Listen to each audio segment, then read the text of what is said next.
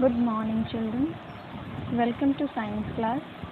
Today we are going to continue our chapter Forest, our lifeline. Today we are going to learn about interrelationship of plant, soil and decomposers in a forest. Before starting with the main topic, we should know one of the main words which is always used along with forest, that is ecosystem. An ecosystem is a community of plants and animals that interact in the same area.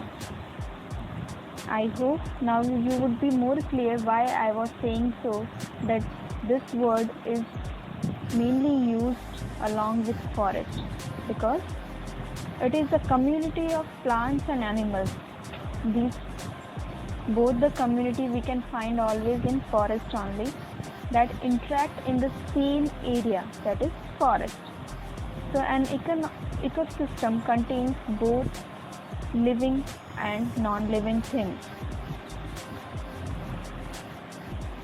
You can see the picture of ecosystem over here, where you can find out plant community, then different habitats of different animals and insects you can find over here, then soil organisms, solar radiations coming from sky, then moisture, that is raindrops, and disturbance which are created by human beings.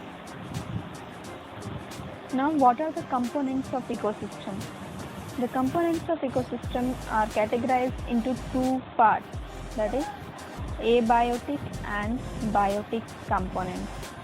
Abiotic component is not there in your syllabus, still just a brief intro for you. Abiotic component includes temperature, water, sunlight, different gases, etc. So in short, you can say physical and chemical parts or components of ecosystem is abiotic component. Then moving on to the main part which we are going to study in this chapter is biotic component. They can be further classified into producers, consumers and decomposers. I hope these words are not new to you all. You are aware of these words, but you are not knowing in detail about these words. So let's have a look on it, what is there. Biotic components. The biotic components of ecosystem or living components, we can say biotic is word related to living. It's a community of organism. Organism is plants and animals both, because plants is also a kind of living organism which is made up of many different interdependent populations. This word is very important to you because we are going to talk about this main word in this video, that is interdependent population, and it is three types of organism, that is producer, consumer and decomposers. First, starting with producers, they are the organisms which synthesize their own food. All the green plants are known as producers. Synthesize, or you can say produce. They are producing, they are making their own food. That's why they are known as producers. So you can relate with the word produce, producers, like this. And this we know, only green plants are able to produce their food. That's why only the producer in this world is green plants. Then producers are also known as autotrophs. This you have learnt in your second chapter also and first chapter also. Autotrophs, heterotrophs, saprotrophs, different kinds of mode of nutrition and living beings based on it. Then source of all chemical energy in an ecosystem. For producers, you can say one more thing, that is it is a source of all chemical energy in an ecosystem. If producers are not there, we or any other consumer, those who are dependent on plants for their food, they'll not get the chemical energy. And they trap sunlight. How they are making the food? You know it very well by doing the photosynthesis. And how it is done? By trapping sunlight and store it as food energy. So that is about producers. 3 things are there. Producers are green plants. They are also known as autotrophs. They are the source of chemical energy and they trap sunlight and store it as food energy or chemical energy within them. Then moving on to the next is consumers. Consumers means those who consume, and here in science consumers means those who eat. So living things which must eat other living things for energy are known as consumers. Consumers are also known as heterotrophs. Heterotrophs, we are knowing hetero means other and trophs means mode of nutrition. So that mode of nutrition where the living organism is dependent on other for their nutrition is known as heterotrophic mode of nutrition, and the organisms are known as heterotrophs. Various types of consumers are there, that is herbivorous, carnivores or omnivores. I hope this is not new to you all. Herbivores, carnivores and omnivores, different categories of consumers we have learnt in your previous classes, also in our lower standards. Then the last part of biotic component was decomposer. Decomposer is not new to you all, but you may be knowing it by the other name of microorganism. Decomposer is the other name for microorganism only. So organisms that consume dead or decaying organisms and act as cleaners of the environment. They are consuming dead or decaying organisms and they act as a cleaners of environment. They are known as decomposers. Decomposers actually live on their food.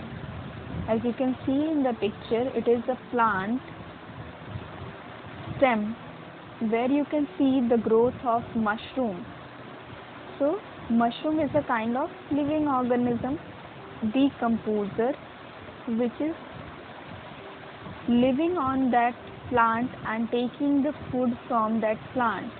So that is known as decomposer and they are living on their food.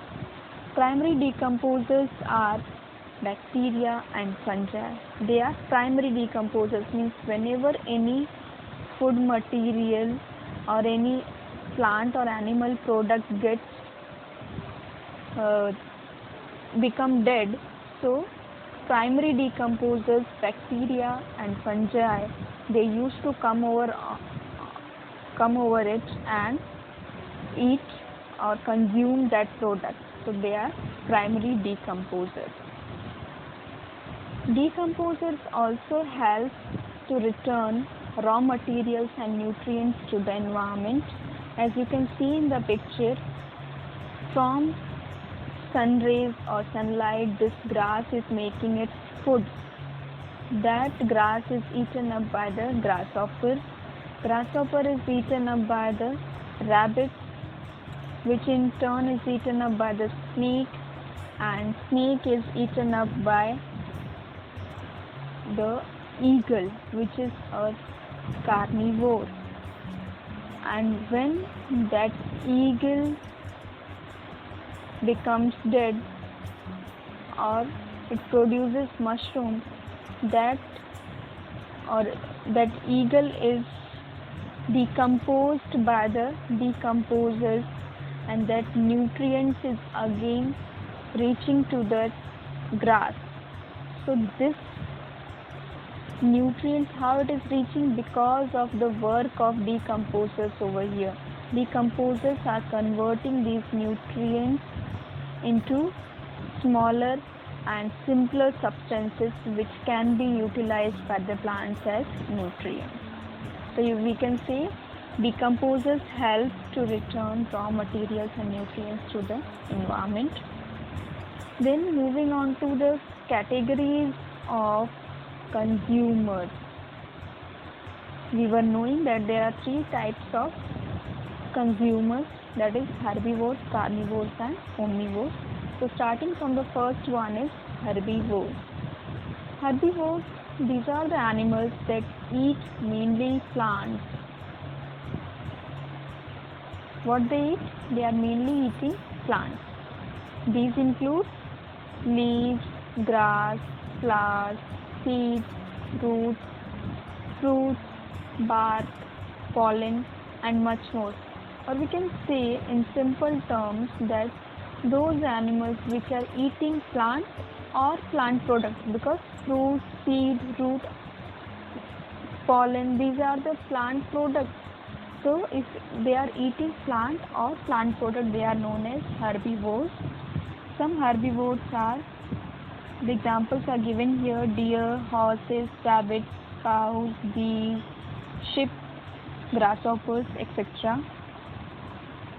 Then the next type of consumer is carnivores. These are the animals that eat mainly meat. These meat, or we can say flesh of other animals. These include insects and all the animals which lives in the forest mainly. Some carnivores are felines, we can say. It is the common word used for lions, tigers and all cats together. Birds or prey like eagles, hawks, owls, sharks, frogs, spiders. These all are the examples of carnivores, and they are mainly eating meat or flesh of other animals. Then omnivores. The last category of consumer is omnivores. These are animals which are able to eat plants and animals. Omnivores are able to eat both plants as well as animals. Plant doesn't mean only plant. Plant means plant product also. And animals doesn't mean only meat or flesh of animals. It also includes animal products, dairy products. So those animals which are able to eat plants, plant products and animals and its products, they are known as omnivores. Some omnivores examples are given here as human. We human comes under the category of omnivores. No one can say that we are not omnivores. We are omnivores.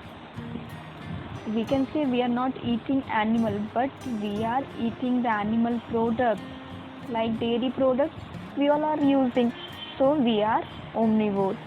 Then most bears, raccoons, most primates, that is apes and monkeys, seagulls and other birds, they are omnivores. Now we all are knowing that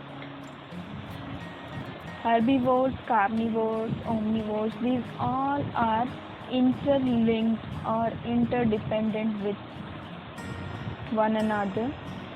So that interdependence can be explained by the help of food chains, because all are making a chain where the food is passed from one category to the other one. So that is explained by the food chain. Food chain is the sequence of living organism in a community in which one organism consumes other organisms to transfer the food energy. We can say one organism consume other organism to transfer the food energy, that is food chain. In simple terms, a list of organisms showing who eats whom, that is food chain. Arrows in this figure represent the flow of energy.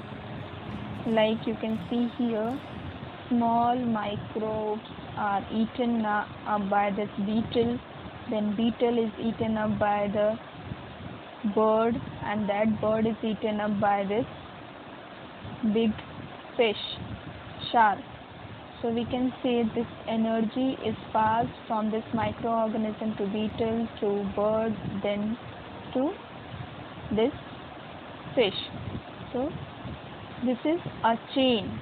Food is passing through this chain, and in fact we can say it is not food, it is food energy. Chemical energy is being passed from one organism to the other living organism. Now, different food chains are interlinked with one another in this natural environment, we can say, that is our forest. In forest, different kinds of living organisms are living, including plants, different animals, birds, insects, as well as microorganisms. So they all make different kinds of food chains, so that all food chains are interlinked with one another, that is named as food web. It is not a different term for you. Food web is only food chain, but it is more than one food chain which are interlinked with one another. So see the definition. A food web or a food cycle is a natural interconnection of food chains and a graphical representation of what is what in an ecological community. Then you can see the picture of food web over here. Plant is eaten up by the grasshopper, which is eaten up by rat to bear, and then bear to eagle. That you can see here that bear can directly eat that grasshopper also, and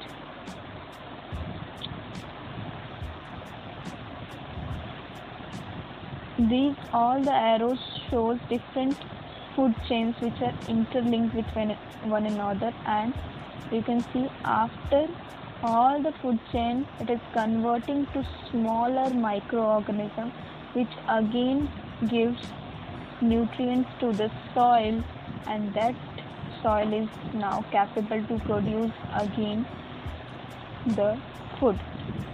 So a food web shows the transfer of energy within an ecosystem. Energy is transferred between organisms when one organism eats the another one. Now this is a picture of water cycle. I hope water cycle you all are knowing, and this you have learnt in your previous standard also. So water cycle is maintained by the forest. Why we are learning this in this chapter? Because water cycle is mainly maintained by the forest. So as you can see, this is a picture of a forest where different trees, water body, different kinds of animals, mountains, all are there. As you can see, from the clouds, rain is coming down. Wherever water body is there, that rain directly comes in that water body, and wherever the open land is there, that raindrops seeps inside that ground, that land. Seeps means it is drop by drop absorbed by that land. So seepage of water takes place in this land, that is known as precipitation, and that seepage helps the land to maintain the ground water table. Now moving on to this water body where the rainwater is being accumulated. When the in hot sunny days this water becomes warm up and it gets converted into vapor form and it goes up into the sky to form clouds. That is the process known as evaporation. Now by doing evaporation it forms the cloud, and that clouds when condenses by using smoke, dust and different gases of atmosphere, the clouds becomes heavy, and when they strike with one another it falls in the form of rain, and again that water returns back to that water body. So this is the whole water cycle which is being maintained in the forest. Why we are learning this in this water cycle is taking place throughout this world, not only in the forest across the world, but it is mainly important in the forest because forest is helping the rain to come, because more the number of trees are there, more amount of oxygen is being released and lesser the amount of carbon dioxide, so it helps the rain to come and maintains the water cycle as well as groundwater table by the process of precipitation, by the process of seepage of water into the ground. This picture is given into your textbook. On the page number 214 you can see that is rainwater drips from the trees and seeps into the ground, figure 17.13, where you can see rain is falling and where the closed canopy and many layers of vegetation slows down the speed of raindrops. Then also that rain falls on the land but in lesser amount. The root system helps water to seep down into the ground. That root system is helping that water to seep into the ground, and because of that groundwater table is maintained. Then also that water goes into the water body of that forest area, and after that in hot sunny days or summer days it is being evaporated and it again goes up. Also the process of transpiration which is done by the plants, the water or water droplets are secreted or removed into the atmosphere. That water drops also helps in the formation of clouds, and that clouds again falls in the form of rain. Now on the page number 214 one important word is given there, that is a forest is a dynamic living entity. This is one of your important answer also. So how we can explain that sentence or that phrase is many varieties of plants grow in forest. This we are knowing. Many varieties of plants like herbs, shrubs, trees, climbers, creepers, all are growing in forest. The droppings of animals and dead leaves.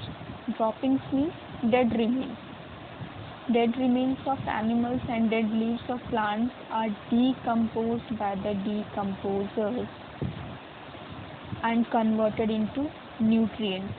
These nutrients are utilized by the seeds to grow. What is happening?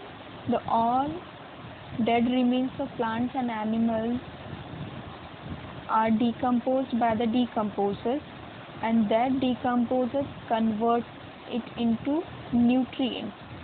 These nutrients are again utilized by the seeds which are present on the surface of forest floor to grow. Thus, forest is full of life. Always it is full of life, different kinds of animal, as well as on land also you can see different kinds of microorganisms surviving on it and vitality. So it is called a dynamic living entity. So I hope this interdependence of different components of forest is clear to you all, and this one more important topic of dynamic living entity is clear to you all. Now it's time to say thank you and wish to you all that you read the chapter properly from the textbook, then only you will be more clear about this chapter. We'll meet in the next video with the remaining part of the chapter. Till then, go through the chapter twice or thrice and learn and acknowledge yourself with this forest which is our lifeline. Thank you.